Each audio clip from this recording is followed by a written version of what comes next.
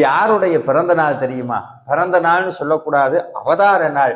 நமக்காக முருகன் இந்த பூமிக்கு வந்த நாள். அற்புதமான ஒரு திருநாள், வைகாசி விசாக பெருநாள். முருகனுடைய பிறந்த நாள் நிச்சயமா கொண்டாடணும். எப்படி கொண்டாடுறது? அவருக்கு என்ன பிடிக்கும்? எந்த ஸ்வீட்டு பிடிக்கும்?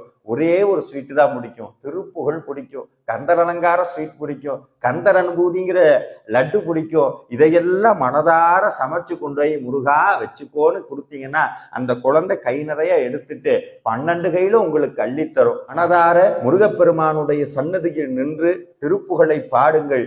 இன்று வைகாசி விசாக பெருநாள், முருகனுடைய அவதார திருநாள். மறக்காமல் முருகன் கோவிலுக்கு போய் வழிபடுங்க, வீட்டுல கொண்டாடுங்க.